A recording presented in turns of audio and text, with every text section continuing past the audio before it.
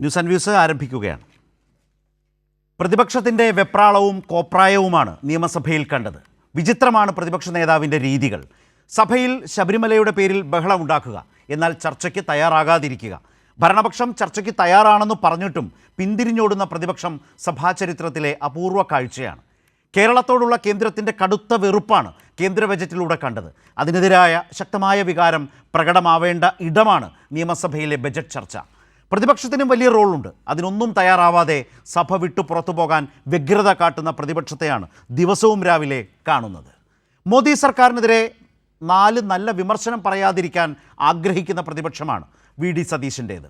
ശബരിമല സ്വർണ്ണ മോഷണത്തിലെ അന്വേഷണത്തെപ്പറ്റി ഹൈക്കോടതിയെ ഉദ്ധരിച്ച് പ്രതിപക്ഷ നേതാവ് പറയുന്നത് പിശകാണെന്ന് കോടതി ഉത്തരവ് തന്നെ വായിച്ച് നിയമമന്ത്രി പറയുമ്പോൾ അത് ഖണ്ഡിക്കാൻ പോലും ആവാത്ത പ്രതിപക്ഷ നേതാവിനെയാണ് സഭയിൽ കണ്ടത്. മുഖ്യമന്ത്രി പറയുന്നത് കേട്ടിട്ട് അതിന് മറുപടി പറയാൻ നിൽക്കാതെ അതിന് മുൻപേ സഭ വിട്ടിറങ്ങുന്ന നേതാവും പ്രതിപക്ഷവും ഇറങ്ങിപ്പോകുമ്പോൾ വിളിക്കുന്ന മുദ്രാവാക്യമാണ് അതിലും കോമഡി. ഭയമാണേ ഭയമാണേ. ആർക്കാണ് ഭയം? ശബരിമല സ്വർണ്ണമോഷണ കേസും നടപടികളും സഭയിൽ ചർച്ച ചെയ്യാമെന്ന് പറയുന്ന സർക്കാരിനോ ഭയം? എന്തിന് ചർച്ച ചെയ്യണമെന്ന് ചോദിച്ച് ചർച്ച തടഞ്ഞ് ബഹളം വയ്ക്കുന്ന പ്രതിപക്ഷ വികാരത്തിനാണ് ഭയമാണേ ഭയമാണേ എന്ന അവരുടെ മുദ്രാവാക്യം ഏറെ ഇണങ്ങുന്നത്. ഉള്ളിലെ ഭയവിഹുലതകൾ വെളിപ്പെടുത്തുന്ന പ്രതിപക്ഷം ഇന്ന് ഈ ചർച്ചയിൽ പങ്കെടുക്കുന്നത് advocate K S Arunkumar CPIM, Rony K Baby Congress, M Jayachandran മാധ്യമപ്രവർത്തകൻ. ഇന്ന് സഭയിൽ വലിയ തോതിലുള്ള പ്രതിപക്ഷ സംഘർഷം, അതുപോലെ ആക്രമണം, സ്പീക്കർക്ക് നേരെയുള്ള ആക്രമണം, ഇതൊക്കെയാണ് സംഭവിച്ചത്. ദൃശ്യങ്ങൾ സഹിതം അത് പുറത്തേക്ക് വന്നു. യഥാർത്ഥത്തിൽ എന്തിനു വേണ്ടിയായിരുന്നു എന്ന ഒരു ചോദ്യം അത് ഉയർത്തുന്നുമുണ്ട്. ഇന്ന് സഭയിൽ സംഭവിച്ചതിനെപ്പറ്റി ചർച്ചയിലേക്ക് പോകും മുമ്പ് ഇതുമായി ബന്ധപ്പെട്ടൊക്കെയുള്ള ചില വിവരങ്ങൾ, ചില വീഡിയോകൾ കൂടി ചർച്ചയ്ക്ക് കൂടുതൽ സഹായകരമാകും. ഇന്ന് മുഖ്യമന്ത്രി ഇതേക്കുറിച്ച് സഭയിൽ പറഞ്ഞതും അവിടെ ഉണ്ടായ സംഭവങ്ങളുമായി ബന്ധപ്പെട്ട ദൃശ്യങ്ങളും ആദ്യം ഒന്ന് കണ്ട ശേഷം ശ്രീ റോണി കെ ബേബിയിലേക്ക് വരാം. ഇന്നിവിടെ ഉണ്ടായ നിർഭാഗ്യകരമായ സംഭവമാണ്. സർ, അങ്ങ് പറയുമ്പോഴും ഒരു കാര്യം അങ്ങയുടെ ശ്രദ്ധയിൽപ്പെട്ടില്ല എന്ന് തോന്നുന്നുണ്ട്. ഈ ബാനർ പിടിച്ചതിൻ്റെ ഭാഗത്ത്, അങ്ങേ ഭാഗത്തിരിക്കുന്നയാൾ ബാനറിൻ്റെ അറ്റത്തുള്ളൊരു വടിയുണ്ടല്ലോ, ആ വടി കൊണ്ട് വാച്ച് ആൻഡ് വാർഡിനെ തല്ലുകയായിരുന്നു. വാച്ച് ആൻഡ് വാർഡിന് നേരെ ഈ വടി ഉപയോഗിച്ച് തല്ലുകയായിരുന്നു. ആ ഘട്ടത്തിലാണ് വാച്ച് ആൻഡ് വാർഡ് തടുക്കാനും പിടിക്കാനും ഒക്കെ നോക്കിയത്. ഇത് നേരെ ഞങ്ങളെല്ലാം ഇവിടെ കണ്ടുകൊണ്ടിരിക്കുകയാണല്ലോ. അപ്പോൾ നമ്മുടെ സഭക്കകത്ത് ഒരു കാലത്തും ഇല്ലാത്ത കാര്യങ്ങളാണ് സംഭവിച്ചിട്ടുള്ളത്. ഒരു പ്രകോപനപരമായ അന്തരീക്ഷവും ഇവിടെ ഇല്ല. അപ്പോഴാണ് നേരത്തെ തന്നെ അവിടെ ഒരു പ്രകോപനം ഉണ്ടാക്കാൻ നോക്കിയത്. നാട്ടിൽ ചിലവാകാത്ത കാര്യം, കോടതിയുടെ മുന്നിൽ ചിലവാകാത്ത കാര്യം, കോടതിയിൽ നിന്ന് ശക്തമായ അടി ഏറ്റപ്പോൾ ഇവിടെ വന്ന് ബഹളം വെച്ച് കാര്യങ്ങൾ നേടാനാണ് നോക്കിയത്. സർ, ഇത്തരത്തിലുള്ള നിയമസഭയിൽ കാണിക്കാൻ പാടില്ലാത്ത കോപ്രായങ്ങൾ അത് എന്തിനു വേണ്ടിയാണെന്ന് ആലോചിക്കണം. ബഹുമാനായ പ്രതിപക്ഷ നേതാവ് ഈ നടന്ന അക്രമത്തെ പൂർണ്ണമായി ന്യായീകരിക്കുകയാണ് ചെയ്തത്.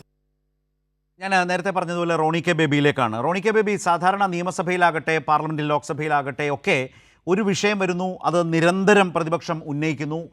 അവരുന്നയിക്കുന്ന ആ വിഷയത്തോട് ഭരണപക്ഷം വഴങ്ങുന്നില്ല, ചർച്ചയ്ക്ക് അനുകൂലമായ നിലപാട് സ്വീകരിക്കുന്നില്ല, നിഷേധാത്മകമായ നിലപാട് സ്വീകരിക്കുന്നു. അപ്പോഴൊക്കെ നമ്മൾ പറയാറുണ്ട്, സഭ നടത്തിക്കൊണ്ടു പോകുന്നതിൻ്റെ ഏറ്റവും ആദ്യ ഉത്തരവാദിത്വം അത് സർക്കാരിനാണ്, ഭരണപക്ഷത്തിനാണ്.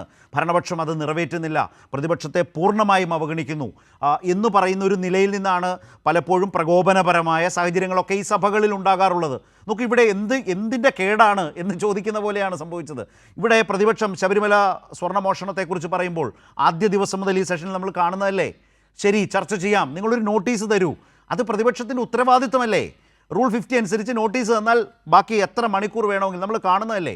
അങ്ങനെ ചർച്ച ചെയ്യാമെന്ന് ഭരണപക്ഷം പറയുമ്പോൾ ഇന്നീ കാണിച്ചതിൻ്റെയൊക്കെ പിന്നിലത്തെ ലക്ഷ്യം എന്താണ്, എന്ത് കാരണം കൊണ്ടാണ്, എന്തിനു വേണ്ടിയാണ് ഇങ്ങനെയൊക്കെ സഭയിൽ ഇന്ന് ചെയ്തത് എന്നുകൂടി പറയാൻ, വിശദീകരിക്കാൻ, അത് ആളുകൾക്ക് ബോധ്യപ്പെടും വിധം വിശദീകരിക്കാൻ പ്രതിപക്ഷത്തിന് ബാധ്യതയില്ലേ? ഈ ശബരിമല വിഷയം അത് കേരളത്തിന്റെ മാത്രം ഒരു വിഷയമല്ല. ലോകമെമ്പാടുമുള്ള കോടാനുകോടി ശബരിമല ഭക്തരുടെ, അയ്യപ്പ ഭക്തരുടെ വളരെ വൈകാരികമായിട്ടുള്ള ഒരു വിഷയമാണ് ശബരിമല വിഷയം. അപ്പോൾ ആ വിഷയത്തില് പ്രതിപക്ഷം ചോദ്യങ്ങൾ ചോദിക്കുന്നതാണോ, തുടർച്ചയായി ചോദ്യങ്ങൾ ചോദിക്കുന്നതാണോ ഇവിടുത്തെ ഭരണപക്ഷത്തെ അസ്വസ്ഥപ്പെടുത്തുന്നത്? ഏത് ചോദ്യമാണ് ഇപ്പോൾ ചോദിച്ചത്? അങ്ങ് ഇവിടെ അങ്ങ് എന്നോട് ചോദിച്ചു, എന്തുകൊണ്ടാണ് പ്രതിപക്ഷം വീണ്ടും വീണ്ടും ഈ വിഷയം ഇവിടെ ഉന്നയിച്ചുകൊണ്ട് വരുന്നത്? അല്ല, അങ്ങനെയല്ല. കാരണം ഞങ്ങൾ ഈ ഞാൻ വിഷയം ചോദിക്കാത്തത് ശ്രീ റോണി ഞാൻ ചോദിച്ചു എന്ന് പറയരുത്.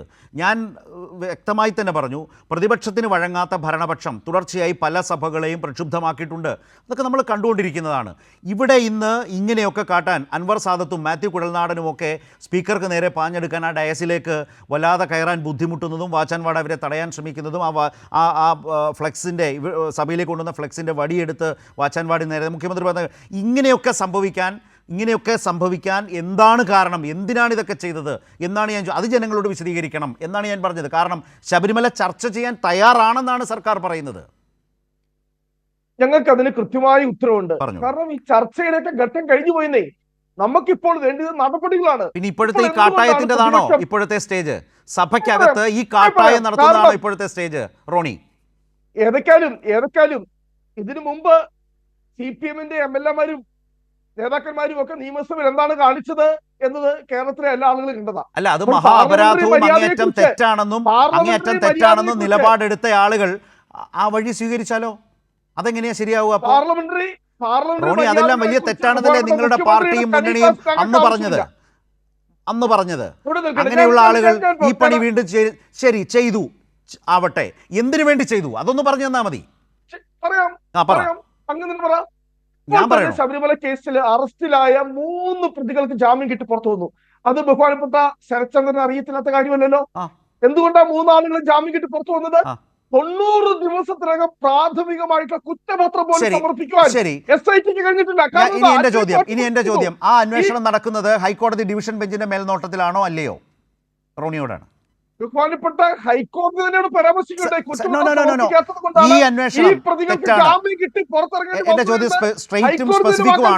എന്റെ ചോദ്യം സ്ട്രെയിറ്റും സ്പെസിഫിക്കുമാണ്. ഇപ്പോഴത്തെ SITയുടെ അന്വേഷണം ഹൈക്കോടതി ഡിവിഷൻ ബെഞ്ചിന്റെ മേൽനോട്ടത്തിൽ നടക്കുന്നതാണോ അല്ലയോ? അതിന്റെ അകത്ത് ഹൈക്കോടതി തന്നെ പറഞ്ഞല്ലോ, ഏത് കോടതി? 3 തവണ കേസ് ഹൈക്കോടതിക്ക് ഒരുപാട് ഘട്ടങ്ങളുണ്ട് സാർ. ഹൈക്കോടതിയുടെ ഏത് ബെഞ്ച് സ്പെസിഫിക് ആയിട്ട് ചോദിക്കാം. ഹൈക്കോടതിയുടെ ഏത് ബെഞ്ച്?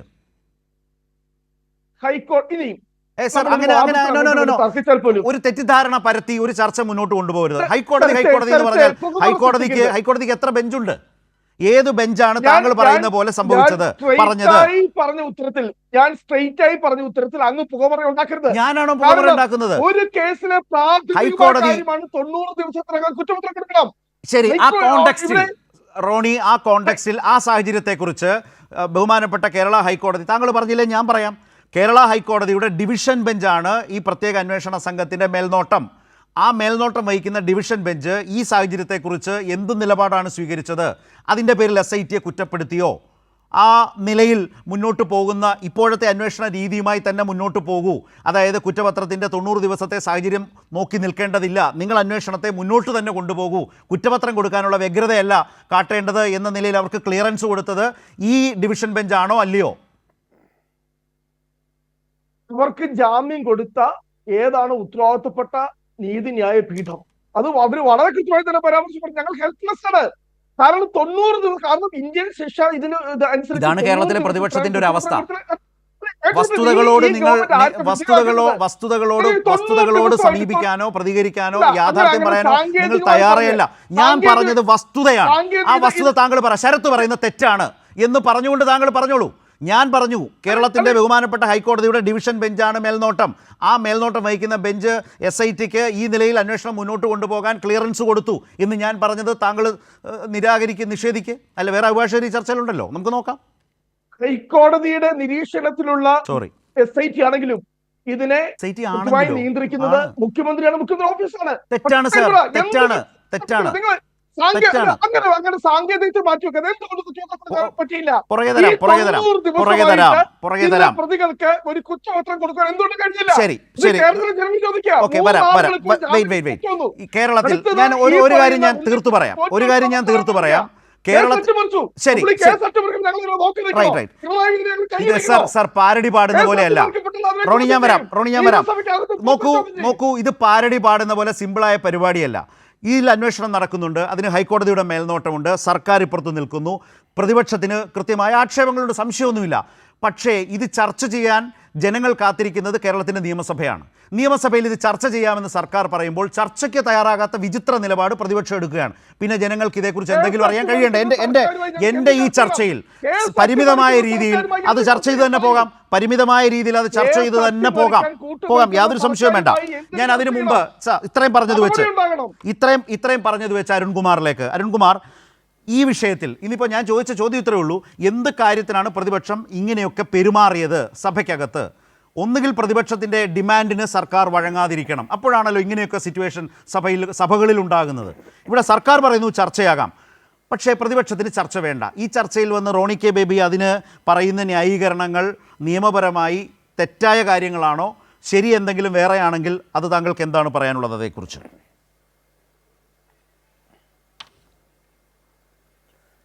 ഈ ശബരിമല കേസുമായി ബന്ധപ്പെട്ടുകൊണ്ട് ഒരു പ്രത്യേക അന്വേഷണ ഏജൻസി ആകാം എന്നാണ് സംസ്ഥാന ഗവൺമെന്റ് ഹൈക്കോടതിയുടെ ഡിവിഷൻ ബെഞ്ച് മുമ്പാകെ പറഞ്ഞത്.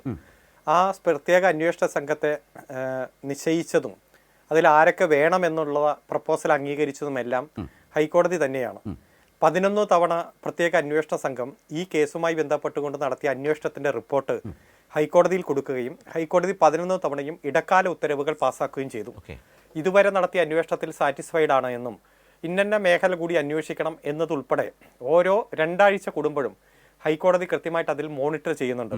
അതുകൊണ്ട് ഈ അന്വേഷണ ഏജൻസിയെ നിശ്ചയിച്ച കാര്യത്തിലോ അതിൻ്റെ മുന്നോട്ടുള്ള പോക്കിൻ്റെ കാര്യത്തിലോ അന്വേഷണത്തിൻ്റെ മോണിറ്ററിങ്ങിൻ്റെ കാര്യത്തിലും ആ അന്വേഷണത്തിൻ്റെ ഓരോ ഘട്ടം നിശ്ചയിക്കുന്ന കാര്യത്തിലുമെല്ലാം മറ്റാർക്കും അധികാരമില്ല. ബഹുമാനപ്പെട്ട ഹൈക്കോടതിയുടെ ദേവസ്വം ബെഞ്ചിന് തന്നെയാണ് പൂർണ്ണമായിട്ടുള്ള അധികാരം. ശരി, പലരും ചോദിക്കുന്നത് എന്തുകൊണ്ട് കുറ്റപത്രം കൊടുത്തില്ല, സ്പെഷ്യൽ ചോദ്യമായി തന്നെ വരുന്നു. പ്രതിപക്ഷത്തിന്റെ പ്രതിനിധിയായിട്ടുള്ള റോണി എന്താണ് പറഞ്ഞത്? എന്നിട്ടും പ്രതികൾക്ക് ജാമ്യം കിട്ടിയില്ലേ?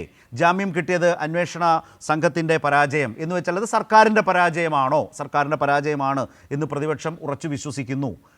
ആ നിലയിൽ അതിനെ കാണുന്നു. എന്നാൽ കോടതികൾ ഈ ജാമ്യവുമായി ബന്ധപ്പെട്ടൊക്കെ വിമർശനം നടത്തിയില്ലേ എന്ന് പറയുന്ന പ്രതിപക്ഷ വാദം നമ്മുടെ മുമ്പിലുണ്ട്, സമൂഹത്തിൻ്റെ മുമ്പിലുണ്ട്. അത് അങ്ങനെ മാത്രം കേട്ടാൽ അത് ശരിയുമാണെന്ന് തോന്നും.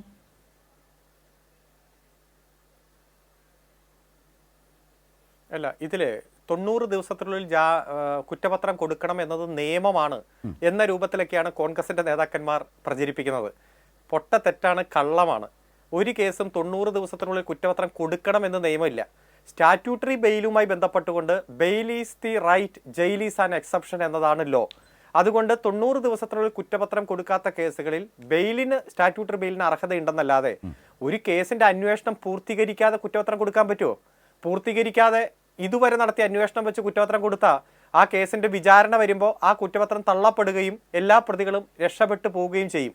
ഇവിടെ എല്ലാ പ്രതികളെയും മാതൃകാപരമായിട്ട് ശിക്ഷിക്കാൻ കൃത്യമായി സയന്റിഫിക് എവിഡൻസുകളടക്കം ശേഖരിച്ച് ഫോറൻസിക് പരിശോധന അടക്കം പൂർത്തീകരിച്ച് എല്ലാ തരത്തിലുള്ള തെളിവുകളും ശേഖരിച്ചിട്ട് മാത്രമാണ് കുറ്റപത്രം കൊടുക്കാൻ കഴിയൂ.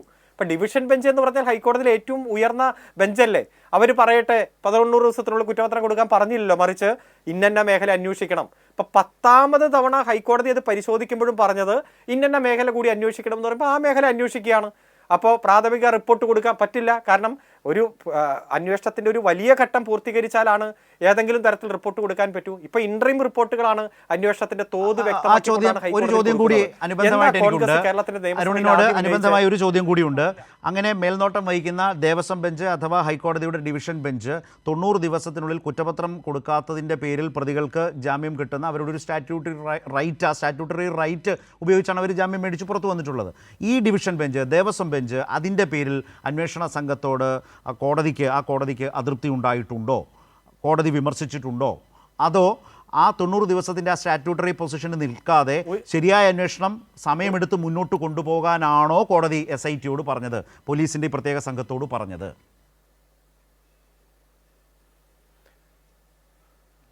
ഒരിക്കലും ഡിവിഷൻ ബെഞ്ച്, അതായത് ഈ അന്വേഷണത്തിന് മോണിറ്റർ ചെയ്യുന്ന, കൃത്യമായി ഓരോ ഘട്ടവും പരിശോധിക്കുന്ന ഡിവിഷൻ ബെഞ്ച് ഒരു ഘട്ടത്തിലും കുറ്റപത്രത്തെക്കുറിച്ച് പരാമർശിച്ചിട്ടേയില്ല.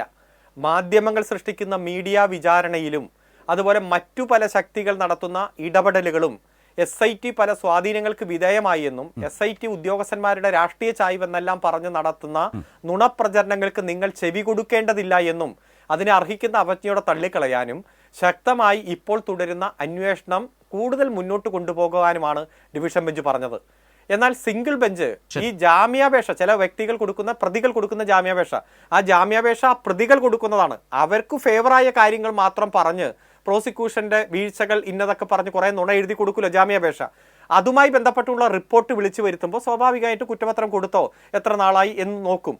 അത്തരത്തിൽ സിംഗിൾ ബെഞ്ച് ഈ കേസ് പ്രതി കൊടുത്ത ജാമ്യാപേക്ഷയുടെ പുറത്ത് മാത്രം വാദം കേൾക്കുമ്പോൾ പറയുന്ന കാര്യങ്ങളും ഡിവിഷൻ ബെഞ്ച് കൃത്യമായി ഈ കേസ് തന്നെ മോണിറ്റർ ചെയ്ത് ഓരോ ഘട്ടവും പരിശോധിച്ച് ഓരോ അന്വേഷണ ഘട്ടത്തിന്റെ റിപ്പോർട്ടും പരിശോധിച്ച് പോകുന്നതും രണ്ടും രണ്ടാണ്.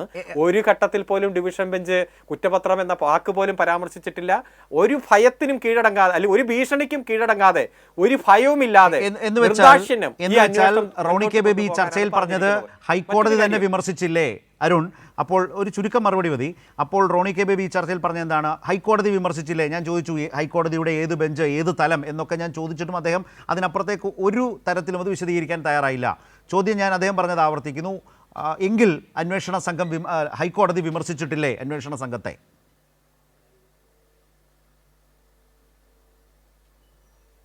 ഒരിക്കലുമില്ല. അന്വേഷണ സംഘത്തെ കേരള ഹൈക്കോടതിയുടെ ഡിവിഷൻ കൃത്യമായി അഭിനന്ദിക്കുകയും പ്രോത്സാഹിപ്പിക്കുകയുമാണ് ചെയ്തത്. ഒരു തരത്തിലും ഇത്തരത്തിലുള്ള ഭീഷണിയെയും ആക്രമണത്തെയും നിങ്ങൾ ഭയപ്പെടേണ്ടതില്ലെന്നും ധൈര്യപൂർവ്വം മുന്നോട്ട് പോകാനുമാണ് പറഞ്ഞിരിക്കുന്നത്. ഒരു ഘട്ടത്തിൽ അങ്ങനെ ചെയ്തിട്ടില്ല. ഒരു കാര്യം കൂടി ഞാൻ പറഞ്ഞ് അവസാനിപ്പിക്കാം. ഈ കേരളത്തിന്റെ നിയമസഭയിൽ ഏറ്റവും ആദ്യം SIT വേണ്ട, CBI വേണം, മറ്റേ ഏജൻസി വേണം എന്നതാണ് ഇവർ പറഞ്ഞത്. ഇപ്പോൾ പറയുന്നത് ചർച്ചയുടെ ഘട്ടമൊക്കെ പോയി എന്നതാണ്.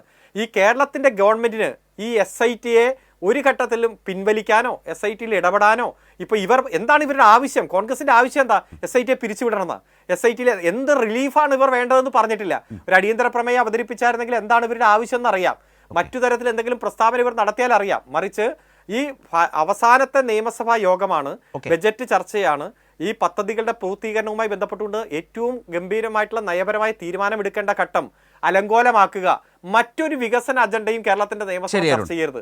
ഇതാണ് ഇവരുടെ ലക്ഷ്യം. എന്താണ് ഇവരുടെ ആവശ്യമെന്ന് ഈ കോൺഗ്രസിന്റെ പ്രതിനിധിയെങ്കിലും ഒന്ന് പറയുക. അതെ, അതൊരു പ്രധാനപ്പെട്ട കാര്യം തന്നെയാണ്. ശ്രീ ജയചന്ദ്രൻ, ചർച്ചയുടെ ഘട്ടം കഴിഞ്ഞുവെന്ന് പ്രതിപക്ഷ നേതാവ് പറയുമ്പോൾ നിയമസഭയിൽ പിന്നെ ചർച്ചയല്ലാതെ വേറെന്താണ് എന്ന ഒരു സംശയം ഉണ്ടായിരുന്നു. ആ സംശയം ഇന്ന് പ്രതിപക്ഷം തീർത്തു തന്നിട്ടുണ്ട്. ചർച്ചയുടെ ഘട്ടം കഴിഞ്ഞു എന്ന് പ്രതിപക്ഷ നേതാവ് പറഞ്ഞത് ഇന്ന് പ്രതിപക്ഷം ചെയ്തതുപോലെ ഡയസിൽ തള്ളിക്കയറുക, നിരന്തരം സ്പീക്കറുടെ മുഖം ഈ ബാനർ കൊണ്ട് മറയ്ക്കുക, അങ്ങനെ ഡയസിൽ സ്പീക്കറുടെ അടുത്തേക്ക് കാലുമൊക്കെ ഉയർത്തി പൊക്കി കയറി വാചാൻവാടുമായി മൽപ്പിടുത്തം നടത്തുന്നതാണോ പ്രതിപക്ഷ നേതാവ് ഉന്നയിച്ച ചർച്ചയുടെ ഘട്ടം? നിയമസഭയുടെ ഒരു അടുത്ത ഘട്ടം അതാണ് എന്ന നിലയിൽ ധരിക്കുന്ന പ്രതിപക്ഷത്തെയാണോ കാണേണ്ടത്?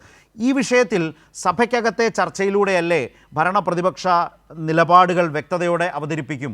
പ്രതിപക്ഷത്തിന് എന്താണ് ഇതിനകത്തെ കൃത്യമായ കാഴ്ചപ്പാട് എന്ന് പറഞ്ഞ് അവതരിപ്പിച്ച് ജനങ്ങളുടെ മുമ്പിൽ കൊണ്ടുപോകാൻ കഴിയുന്ന ഒരു അവസരമല്ലേ? അത് വേണ്ട എന്ന് വെച്ചുകൊണ്ടാണ് ഇന്നിങ്ങനെയൊക്കെ ചെയ്തത്. അപ്പോൾ പ്രതിപക്ഷം കരുതിയത് ഇതാണോ? ചർച്ചയുടെ ഘട്ടം കഴിഞ്ഞു എന്ന് പറഞ്ഞാൽ ഇങ്ങനെയൊക്കെ പെരുമാറി സഭ സ്തംഭിപ്പിച്ച് നേരത്തെ പിരിയുക എന്നുള്ളതാണോ പ്രതിപക്ഷത്തിൻ്റെ മനസ്സിലിരിപ്പ്? അതാണോ എന്ന് തോന്നിയത് കണ്ടപ്പോൾ ശ്രീ ജയചന്ദ്രൻ?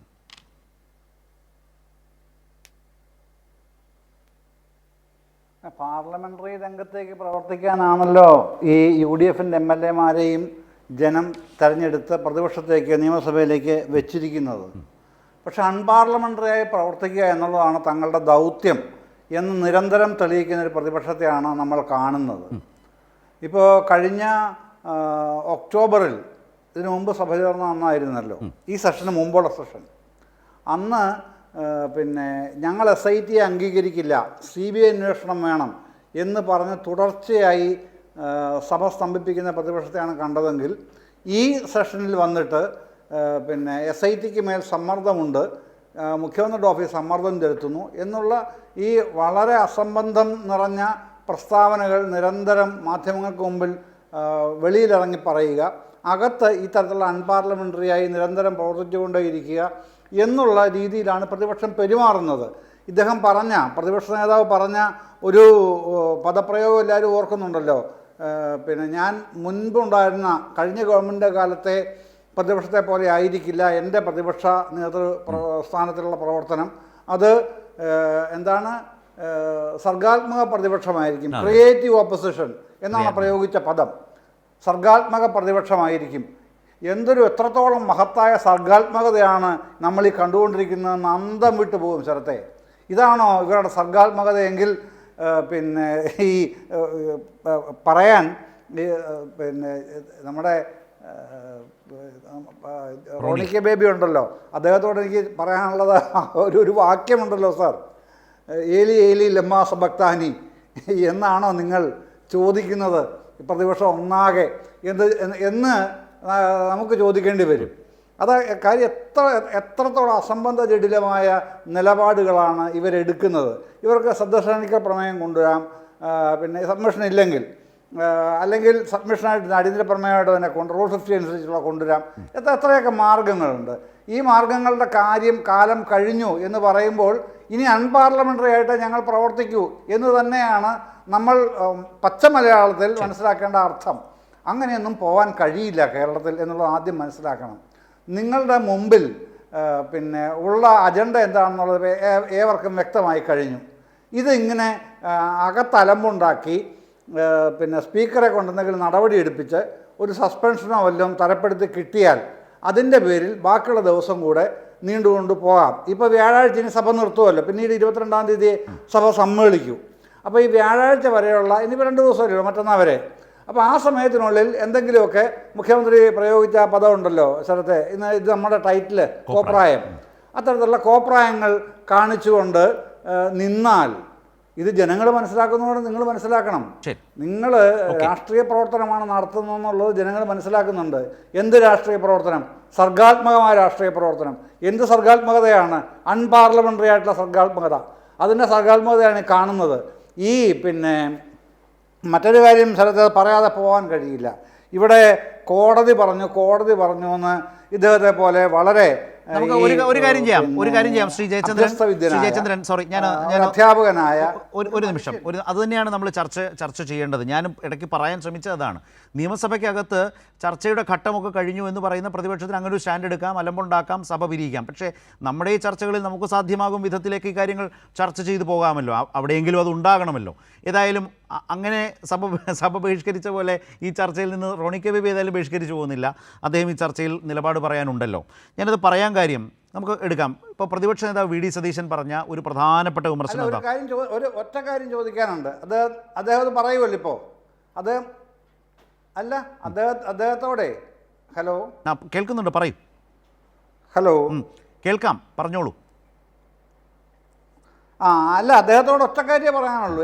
ഏറ്റവും ഒടുവിൽ ഈ കഴിഞ്ഞ ജനുവരി മാസം 19-ാം തീയതി ഹൈക്കോടതി ഡിവിഷൻ ബെഞ്ച് നൽകിയ ഇടക്കാല ഉത്തരവിൻ്റെ ലാസ്റ്റ് പാരഗ്രാഫ് മാത്രമേ ഞാൻ പറയുന്നുള്ളൂ. ഹൈക്കോടതി ദേവസ്വം ഡിവിഷൻ ബെഞ്ച് 19/1/2025 ആ ഉത്തരവിന്റെ ലാസ്റ്റ് പാരഗ്രാഫ്. സർ, ഞാൻ അതാ പറഞ്ഞത്. ഒരു നിമിഷം താങ്കളുടെ അടുത്ത ഊഴത്തിൽ വരുമ്പോൾ അതിലേക്ക് വരാം. ഞാനത് സ്പെസിഫിക് ആയിട്ട് എടുത്തു പോകാൻ തന്നെയാണ് ശ്രീ ജയചന്ദ്രൻ ഉദ്ദേശിക്കുന്നത്. അതിലെ പ്രതിപക്ഷ നേതാവിൻ്റെ ഒരു പ്രധാനപ്പെട്ട ചോദ്യം, കോടതി, ഇപ്പോൾ റോണിയും പറഞ്ഞു, കോടതി വിമർശിച്ചു സർക്കാരിനെയും എന്ന മട്ടിൽ പറയുന്നു. സഭയ്ക്കകത്ത് അങ്ങനെ ഒരു വലിയ സാധ്യതയും ആയുധവും പ്രതിപക്ഷത്തിനുണ്ടെങ്കിൽ പിന്നെ അവരതെല്ലാം വെച്ച് ചർച്ച ചെയ്യുന്നതിൽ നിന്ന് പിന്തിരിയുന്നത് എന്തുകൊണ്ട് എന്നുള്ളതാണ് പ്രധാനപ്പെട്ട ചോദ്യം. ഇങ്ങനെ പ്രതിപക്ഷ നേതാവ് ഒരു ആർഗ്യുമെൻ്റ് മുന്നോട്ട് വെച്ചാൽ സർക്കാരിൻ്റെ ഭാഗമായിട്ടുള്ള ആളുകളും കയ്യും കെട്ടി നോക്കിയിരിക്കുകയായിരുന്നോ? അവർ മറുപടി പറയാൻ ശ്രമിച്ചോ? ഇന്നത്തെ കാര്യമാണ് കേട്ടോ. അങ്ങനെ മറുപടി പറഞ്ഞപ്പോൾ പ്രതിപക്ഷ നേതാവ് അതിനെ ഖണ്ഡിച്ചോ? ഇത്രയും ആകാംക്ഷ ഇന്നത്തെ സഭയുമായി ബന്ധപ്പെട്ട് നമുക്കുണ്ട്. കാരണം അപ്പുറത്ത് അൻവർ സാദത്തും മാത്യു കുഴൽനാടനും ഒക്കെ ഡയസ് തല്ലിപ്പൊളിച്ച് അകത്ത് കയറാൻ ശ്രമിക്കുന്നതൊക്കെ നമ്മൾ കണ്ടു. അപ്പോൾ ഈ പ്രധാനപ്പെട്ട ചോദ്യങ്ങൾ ഇന്ന് സഭയിൽ എങ്ങനെ നടന്നു? സഭയിലെ അല്ലെങ്കിൽ കേരളത്തിൻ്റെ നിയമമന്ത്രി പി രാജീവ് പറഞ്ഞ ആ വിഷയവുമായി ബന്ധപ്പെട്ട പ്രതികരണം ഒരുപക്ഷെ ചർച്ചയ്ക്ക് ഗുണം ചെയ്യും. അതിനുശേഷം ഞാൻ റോണിയിലേക്ക് വരാം, അരുൺകുമാറിലേക്ക് വരാം, അതിനുശേഷം ശ്രീ ജയചന്ദ്രനിലേക്ക് വരാം. ശ്രീ ജയചന്ദ്രൻ പറഞ്ഞ അതേ ഭാഗമാണ് ഏതാണ്ട് നിയമമന്ത്രി പി രാജീവ് ഇതേക്കുറിച്ച് പറഞ്ഞൊന്ന് കാണാം. ഈ അന്വേഷണത്തിൽ പൂർണ്ണമായി തന്നെ സംതൃപ്തി രേഖപ്പെടുത്തുന്ന ഭാഗങ്ങളാണ്. അത് വീണ്ടും ഉദ്ധരിക്കേണ്ടതില്ലെങ്കിൽ പോലും എന്ന് മാത്രമല്ല, അവർ കൃത്യമായി പറഞ്ഞു, ഈ SIT shall be conducted with the highest degree of discretion, integrity and confidentiality without divulging any information to the public or the media. അങ്ങേയറ്റം ഇൻറ്റഗ്രിറ്റിയോടുകൂടിയാണ് ഈ അന്വേഷണം നടക്കുന്നത്. അതാണ് മേൽനോട്ടം വഹിക്കുന്ന ഡിവിഷൻ ബെഞ്ചിൻ്റെ അഭിപ്രായം. അപ്പോൾ പ്രതിപക്ഷ നേതാവ് ഇതിനൊന്നും അനങ്ങിയില്ല. ഇറ്റ് ഈസ് പ്രതിപക്ഷം എടുത്തു പറഞ്ഞില്ലെങ്കിലും തുടർച്ചയായിട്ട് അവിശ്വാസം രേഖപ്പെടുത്തുന്ന മറ്റ് സമ്മർദ്ദങ്ങൾക്ക് SIT വിധേയമാകുന്നു എന്ന് പറഞ്ഞുകൊണ്ടിരിക്കുന്നവരെ കുറിച്ചാണ് ഹൈക്കോടതി പറയുന്നത്. Despite such clear description it is reported that the SIT is presently being subjected to unwarranted pressure by way of misleading, speculative and unfounded report. ഇപ്പോൾ തെറ്റിദ്ധരിപ്പിക്കുന്ന ഊഹാഭോഗങ്ങളായ അടിസ്ഥാനരഹിതമായിട്ടുള്ള റിപ്പോർട്ടുകൾ വഴി SITയുടെ ഈ ശരിയായ അന്വേഷണത്തെ സമ്മർദ്ദത്തിലാഴ്ത്താൻ ശ്രമിക്കുന്നു എന്ന് പറയുന്നത് ആരെക്കുറിച്ചാണ്? ആരാ നടത്തിക്കൊണ്ടിരിക്കുന്നത് ഈ സ്പെക്കുലേഷൻ, ഊഹാഭോഗങ്ങൾ? ഒന്നുകിൽ ഒരു വിഭാഗം മാധ്യമങ്ങൾ, അല്ലെങ്കിൽ പ്രതിപക്ഷ നേതാവ്. ഇത് മാത്രമല്ലേ ഈ ഊഹാഭോഗങ്ങൾ നടത്തിക്കൊണ്ടിരിക്കുന്നുള്ളൂ. അപ്പോൾ കോടതി പേരെടുത്ത് പറഞ്ഞില്ലെങ്കിലും ഉദ്ദേശിക്കുന്നത് ആരാണെന്ന് നിഴൽ പോലെ വ്യക്തമല്ലേ? റോണി കെ ബേബി, നിയമസഭയ്ക്കകത്ത് ഈ ആക്ഷേപം ഉന്നയിക്കുന്ന പ്രതിപക്ഷ നേതാവിനെ നോക്കി ഹൈക്കോടതിയുടെ ഈ കേസിൻ്റെ മേൽനോട്ടം വഹിക്കുന്ന ഡിവിഷൻ ബെഞ്ചിൻ്റെ ഉത്തരവിൻ്റെ ആ സുപ്രധാന ഭാഗങ്ങൾ വായിച്ച് അന്വേഷണത്തിൽ പൂർണ്ണ തൃപ്തി നാളിതുവരെ ഇപ്പോഴും ഒന്ന്, രണ്ട്, ആ അന്വേഷണ സംഘത്തെ സമ്മർദ്ദത്തിലാക്കും വിധം തെറ്റിദ്ധരിപ്പിക്കുന്ന റിപ്പോർട്ടുകൾ ഇതാരെക്കുറിച്ചാണ് എന്ന് സർക്കാർ തിരിച്ചു ചോദിക്കുമ്പോൾ മറുപടി പറയാൻ പ്രതിപക്ഷ നേതാവ് ബാധ്യസ്ഥനല്ലേ? അദ്ദേഹവും അങ്ങനെയാണെങ്കിൽ ആ ഉത്തരവ് എടുത്തു വെച്ച് വായിച്ച് അദ്ദേഹം വ്യാഖ്യാനിക്കണ്ടേ? അല്ലെങ്കിൽ അദ്ദേഹം അതേക്കുറിച്ച് അത് പറഞ്ഞുകൊണ്ട് ഖണ്ഡിക്കണ്ടേ? നിർഭാഗ്യവശാൽ ഇന്ന് കേരളത്തിൻ്റെ നിയമസഭയിൽ പ്രതിപക്ഷ നേതാവിന് അതിന് കഴിഞ്ഞില്ല. നിയമമന്ത്രി പറഞ്ഞതിനോട് റോണി കെ ബേബിക്ക് വസ്തുതാപരമായി എന്തു മറുപടി കൊടുക്കാനാകും? ഹൈക്കോടതി ഓർഡർ വെച്ചാണ് അദ്ദേഹം സംസാരിച്ചത്. ഇത് ബഹുമാനപ്പെട്ട ഹൈക്കോടതി ഡിവിഷൻ ബെഞ്ചിന്റെ ജനുവരി 18 or 19 പറഞ്ഞിരിക്കുന്ന വിധിയിലെ പരാമർശങ്ങളാണ് ഇവിടെ പറഞ്ഞിരിക്കുന്നത്. അത് ജനറൽ ആയിട്ടുള്ള ചില സ്റ്റേറ്റ്മെന്റുകളാണ്. അല്ലാതെ ഇവിടെ പ്രതിപക്ഷ നേതാവ് VD സതീശൻ എന്ന് പേരെടുത്തൊന്നും ആ കോടതി വിധിയിൽ പറഞ്ഞിട്ടില്ല.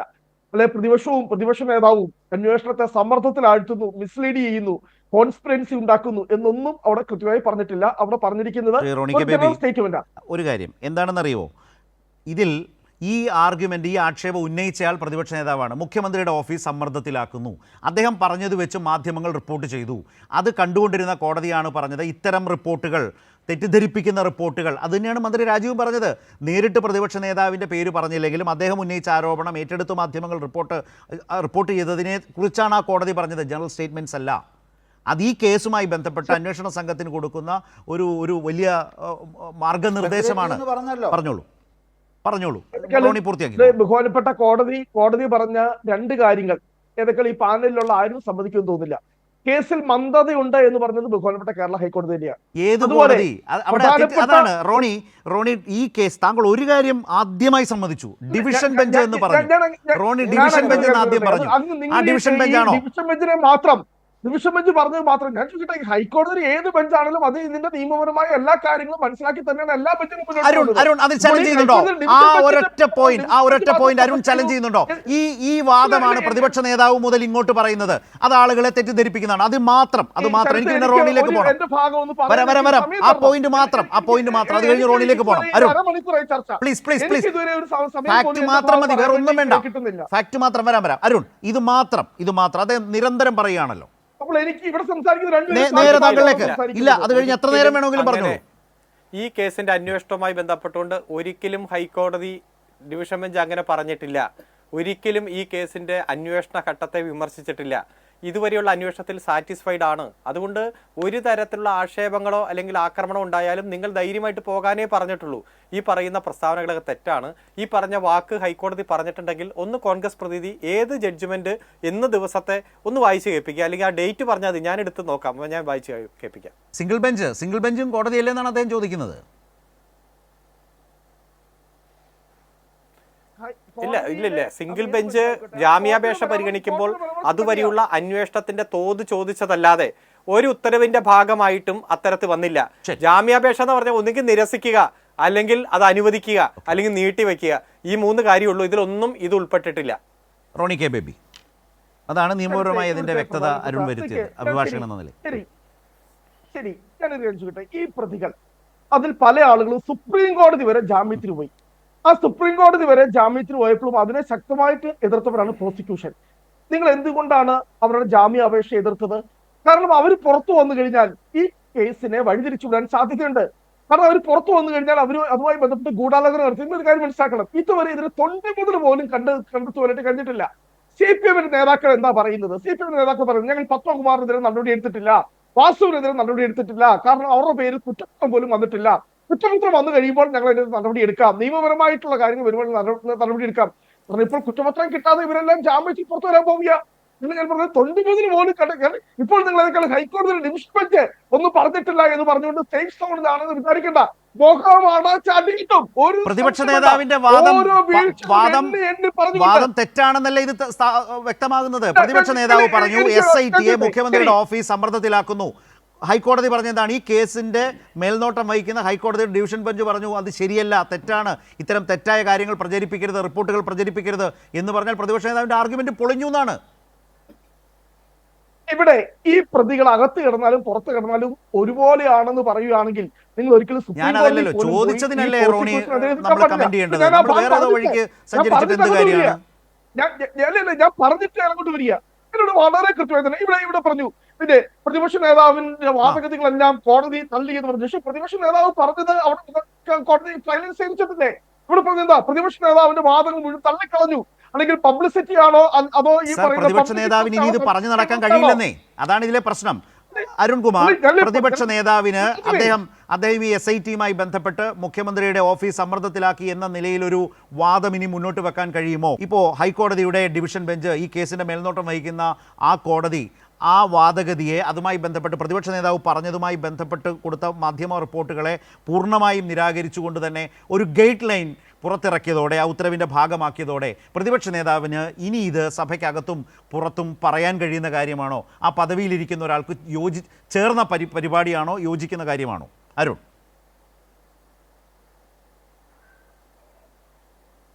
ഈ പ്രതിപക്ഷ നേതാവിന് ധൈര്യമുണ്ടെങ്കിൽ അദ്ദേഹം ചെയ്യേണ്ടത് ഈ നിലവിൽ ഈ കേസ് പരിഗണിക്കുന്ന ബെഞ്ച് മുമ്പാകെ ഒരു ഇംപ്ലീഡിംഗ് പെറ്റീഷൻ ഇട്ട് ഈ SITയുടെ അന്വേഷണം ശരിയല്ലെന്ന് അവിടെ ബോധ്യപ്പെടുത്തുകയോ അല്ലെങ്കിൽ മറ്റൊരു പുതിയ റിട്ട് പെറ്റീഷൻ കൊടുത്ത് CBIയോ മറ്റേതെങ്കിലും അന്വേഷണ ഏജൻസി ഈ കേസ് ഏറ്റെടുക്കണം എന്ന് പറയാനുള്ള ചങ്കുറ്റമാണ് കാണിക്കേണ്ടത്. സ്വാഭാവികമായും ശബരിമലയിൽ ഈ കേസുമായി ബന്ധപ്പെട്ടുകൊണ്ട് എന്ത് കേസ് ഫയൽ ചെയ്താലും ഇത് സെയിം ഡിവിഷൻ ബെഞ്ചിന്റെ മുമ്പിൽ തന്നെ വരും. അപ്പോൾ അദ്ദേഹത്തിന് എന്തും ചൂണ്ടിക്കാണിക്കാമല്ലോ. അപ്പോൾ തെറ്റുണ്ട്, എവിടെ നിന്ന് ഇടപെടലുണ്ടെങ്കിൽ തെളിവ് സഹിതം അദ്ദേഹത്തിന് ചെയ്യാം. ഇത് ചെയ്യുകയാണ് വേണ്ടത്. അത് ചെയ്യാതെ ഈ അന്വേഷണ ഏജൻസിക്ക് ഫുൾ ക്രെഡിറ്റ് കൊടുത്ത് ഫുൾ സാറ്റിസ്ഫാക്ഷൻ കൊടുത്തിരിക്കുന്ന ഒരു സാഹചര്യത്തിൽ നിയമസഭയിൽ വന്ന് അടിയന്തര പ്രമേയം പോലും അവതരിപ്പിക്കാതെ, ഒരു പെറ്റീഷൻ പോലും അവിടെ അവതരിപ്പിക്കാതെ, മറിച്ച് വാക്കാൽ ഇത്തരം നുണപ്രചരണം നടത്തിയിട്ട് ഒരു കാര്യമില്ല. അദ്ദേഹത്തിൻ്റെ ഒറ്റ ലക്ഷ്യം നമ്പർ 10 ജനപദിലേക്കടക്കം എങ്ങനെ ഈ സ്വർണം കട്ടയാളും സ്വർണം വാങ്ങിയയാളും ചെന്ന് കോൺഗ്രസിന്റെ അഖിലേന്ത്യാ നേതാവ് സോണിയാഗാന്ധിയുടെ വലതും ഇടതും നിന്നു, UDFന്റെ കൺവീനറും MPയും എങ്ങനെ നിന്നു എന്നതിനെ കുറിച്ച് ഒരു ചോദ്യം വരാൻ പാടില്ല. അത് ചർച്ചയാക്കാതിരിക്കാൻ SIT അങ്ങനെ ഇങ്ങനെ. ഞാൻ പ്രതിപക്ഷ നേതാവിനെ വെല്ലുവിളിക്കുന്നു. പബ്ലിസിറ്റി ഇൻട്രസ്റ്റ് ലിറ്റിഗേഷന് വേണ്ടി വന്നു എന്ന് പറഞ്ഞു. രാഷ്ട്രീയ ധാർമ്മികതയുണ്ടെങ്കിൽ ഒരു അഫിഡവിറ്റ് ഹൈക്കോടതിയിൽ ഫയൽ ചെയ്യണമെന്ന് പറഞ്ഞു. നിങ്ങൾ ഫയൽ ചെയ്ത എല്ലാ കേസും ഹൈക്കോടതി തള്ളി. എന്നാലും ഈ SITയെ ചോദ്യം ചെയ്തുകൊണ്ടോ SITയിൽ സംശയം പ്രകടിപ്പിച്ചുകൊണ്ടോ നിലവിൽ ഡിവിഷൻ ബെഞ്ചിൽ ഇരിക്കുന്ന കേസിലോ പുതിയ ഒരു കേസോ ഫയൽ ചെയ്യാൻ ധൈര്യമുണ്ടെങ്കിൽ നിങ്ങൾ ചെയ്യും. അതൊരു ഗംഭീരമായിട്ടുള്ള വളരെ ശരിയായൊരു കാര്യമാണ്. ശ്രീ ജയചന്ദ്രൻ, താങ്കളുടെ ഒരു മാധ്യമ അനുഭവത്തിൽ പ്രതിപക്ഷ നേതാവ് യഥാർത്ഥത്തിൽ ചെയ്യേണ്ടതല്ലേ? കാരണം ഇപ്പോൾ സഭയ്ക്കകത്തും പുറത്തുമൊക്കെ നിയമപരമായ അടക്കം ഒക്കെ പുള്ളിക്ക്, ഈ പ്രതിപക്ഷ നേതാവിന് ഏതാണ്ട് വലിയൊരു സെറ്റ് ബാക്ക് ഈ കേസിൽ അടപടലം പാളിയ മട്ടിൽ തന്നെ വന്നതുകൊണ്ടാണോ ഇപ്പോൾ അൻവർ സാദത്തിനും മാത്യു കുഴൽനാടനും ഇന്നീ വേഷം കെട്ടേണ്ടി വന്നത്?